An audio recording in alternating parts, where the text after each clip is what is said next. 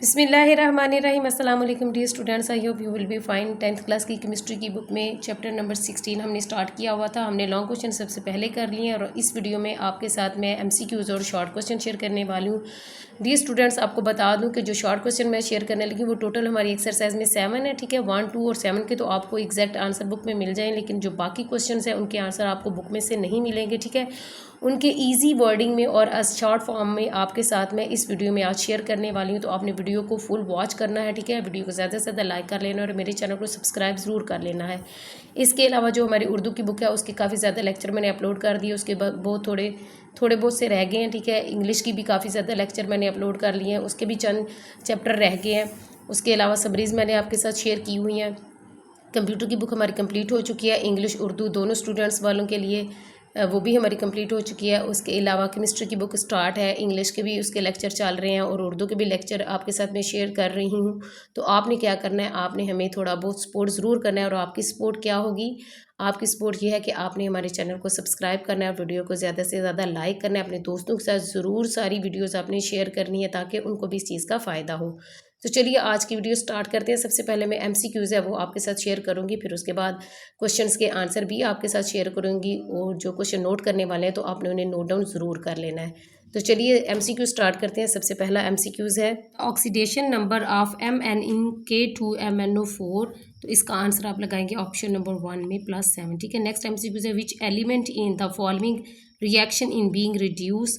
दरअसल रिएक्शन में कौन सा एलिमेंट रिड्यूस हो रहा है, तो इसका आंसर आपने लगाना है ऑप्शन बी पर MN, ठीक हो गया। उसके बाद नेक्स्ट पेज की तरफ आएंगे। नेक्स्ट एमसीक्यूज है during electrolysis of dilute solution of H2SO4 using PT electrons which process take place at cathode. इसका आंसर आप लगाएंगे ऑप्शन ए पर। उसके बाद नेक्स्ट एमसीक्यूज है which product you will get eight the anode when an aqueous solution of CuSO4 is electrolyzed using copper electrode।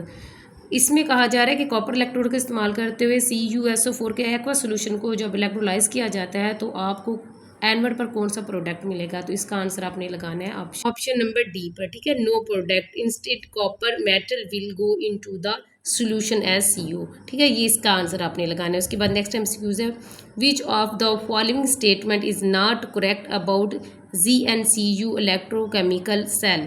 कि आपने बताना है कि दरअसल में से कौन सी जो स्टेटमेंट है ZnCu के इलेक्ट्रोकेमिकल के बारे में दुरुस्त है, उसका आंसर आपने लगा लेना है ऑप्शन बी पर। उसके बाद नेक्स्ट एमसीक्यूज है which product will obtain eight the anode when a constructed solution of NaCl will be electrolysed.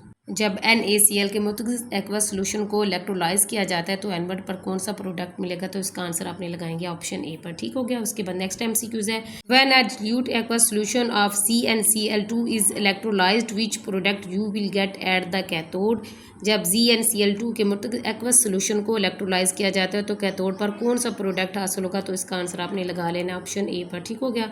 उसके बाद नेक्स्ट एमसीक्यूज है What is produced at the cathode in hydrogen oxygen fuel cell। Hydrogen oxygen fuel cell में cathode पर क्या हासिल होता है, तो इसका आंसर आप लगाएंगे ऑप्शन डी, ठीक हो गया। उसके बाद नेक्स्ट एमसीक्यूज है which of the following metals in highest in the electrochemical series. तो इसका आंसर होगा ऑप्शन सी मैग्नीशियम।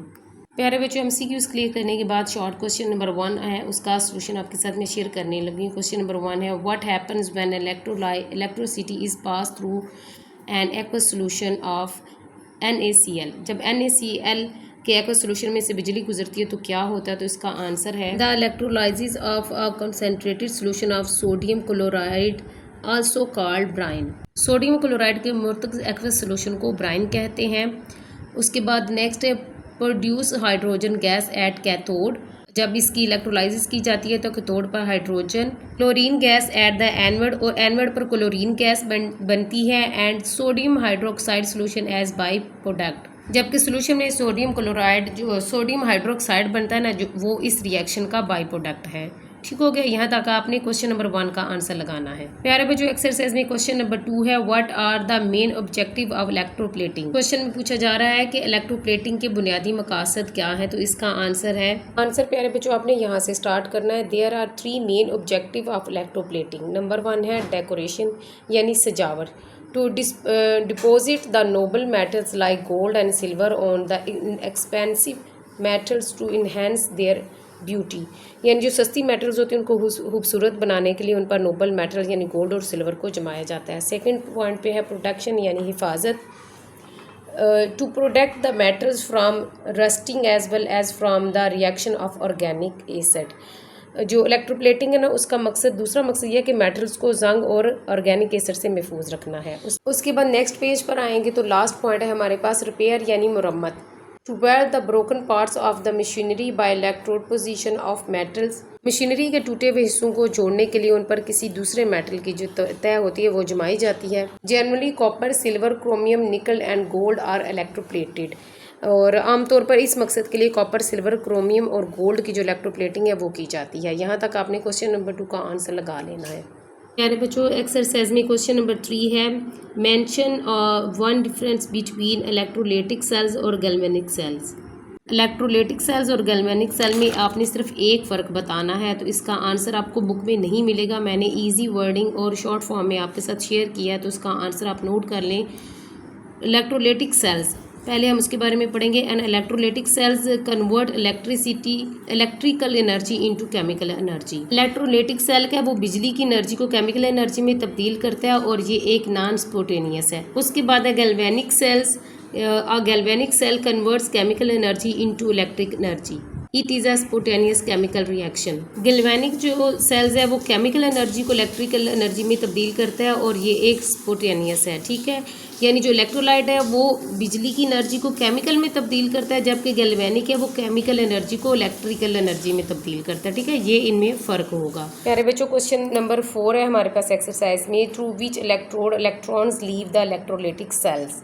किस इलेक्ट्रोड के ज़रिए इलेक्ट्रॉन्स इलेक्ट्रोलाइटिक सेल को छोड़ते हैं। आपने सिर्फ इलेक्ट्रॉन का नाम बताना है, ठीक है। तो आपने किस तरह इसका आंसर प्रॉपर तरीके से करना है मैं बताती हूँ। आपने विच को रेज कर देना है, विच को कट के उसकी जगह लिखना है बाय यूजिंग एन वर्ड, ठीक है।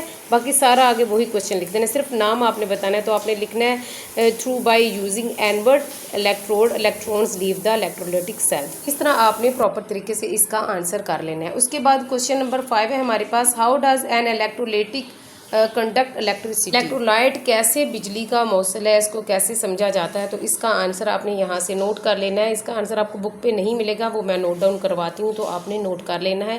क्वेश्चन नंबर 5 का आंसर है, an electrolytic conduct electricity by the movement of free ions, cations and anions. ये मैंने ब्रैकेट में लिखे हुए हैं, इन मेल्टन और एक्वा सोल्यूशन। इलेक्ट्रोलाइट बिजली को पिघली हुई या महलूल की हालत में आज़ाद आयंस यानी कैटायंस और अनायंस की हरकत के जरिए मुंतकिल करती है। अगर हम सिंपल वर्ड में बात करें, इलेक्ट्रोलाइट इसलिए बिजली चलाती है क्योंकि इसके अंदर पॉजिटिव और नेगेटिव आयंस आज़ादाना हरकत करते हैं। प्यारे बच्चों, एक्सरसाइज में क्वेश्चन नंबर 6 है, what will happen if a strip of Cu metal is dip in FeSO4 solution. जब Cu की एक पट्टी को FeSO4 के सोल्यूशन में डुबोया जाए तो क्या होगा। तो इसका आंसर भी प्यारे बच्चों आपको बुक पर नहीं मिलेगा, इसलिए इसका आंसर मैंने इजी वर्डिंग में और शॉर्ट फॉर्म में लिखा है, तो उसको नोट कर लें आप। हमारे पास क्वेश्चन था कि जब Cu की एक पट्टी को FeSO4 के सोल्यूशन में डुबोया जाए तो क्या होगा। तो इसका आंसर है कि नो रिएक्शन, कि कोई रिएक्शन नहीं होगा, ठीक है। नो रिएक्शन अकर्स, कोई रिएक्शन नहीं होगा, बिकॉज क्योंकि copper Cu is less reactive than iron, क्योंकि जो कॉपर है वो आयरन से कम रिएक्टिव है। सो इट कैन नॉट, यहाँ पे कैन नॉट की स्पेलिंग आपने ठीक कर लेना है, वी की जगह सी लगा लेना है, ठीक है। So it can not display iron from FeSO4 solution, कि कोई रिएक्शन नहीं होगा, ठीक है, कोई रद्द अमल नहीं होगा, क्योंकि जो तांबा है ना Cu वो लोहे Fe यानी लोहे से कम रिएक्टिव है, इसलिए ये FeSO4 के जो महलूल है उसे लोहे को अलग नहीं कर सकता। प्यारे बच्चों, एक्सरसाइज का लास्ट क्वेश्चन है हमारे पास, why fuel cells are regarded as environment friendly. Fuel cells को माहौल दोस्त क्यों समझा जाता है। तो इसका आंसर आपको मिलेगा पेज नंबर 46 पर। आपने आंसर यहाँ से नोट कर लेना है। The hydrogen oxygen fuel cells have a clear advantage over the traditional fossil fuels petrol and diesel use to drive the vehicle. Hydrogen और ऑक्सीजन से बने जो फ्यूल सेल्स रवायती जो फॉसल फ्यूल्स होते हैं यानी पेट्रोल और डीजल जिनसे गाड़ियाँ चलती हैं की निस्बत बेहतर कारकर्दगी के हामिल हैं। They produce zero emission of carbon dioxide. ये कार्बन डाइऑक्साइड जो है बिल्कुल खारिज नहीं करते। Because water is the only product, क्योंकि पानी इनका वाहिद प्रोडक्ट है। Fossil fuels on the other hand produce carbon dioxide, nitrogen oxide and sulphur oxide which are very harmful to the environment. इसके बरक्स जो फॉसल फ्यूल्स होते हैं वो कार्बन डाइऑक्साइड, नाइट्रोजन ऑक्साइड और सल्फर ऑक्साइड बनाते हैं, जो कि माहौल के लिए शदीद नुकसानदेह है। यहाँ तक क्वेश्चन नंबर 7 का आंसर आपने मुकम्मल करना है। तो प्यारे बच्चों, इसके साथ ही हमारे क्वेश्चन आंसर कंप्लीट हो गए। इस वीडियो में एमसीक्यूज और शॉर्ट क्वेश्चन मैंने शेयर किए हैं आपके साथ, और वो क्वेश्चन जिनके आंसर बुक में एग्जैक्ट नहीं थे आपको मिल रहे, उनके आंसर भी मैंने आपके साथ शेयर किए हैं। अगर आपको वीडियो अच्छी लगी तो अपने दोस्तों के साथ ज़रूर शेयर कीजिएगा। मिलते हैं नेक्स्ट वीडियो में। अल्लाह हाफिज़।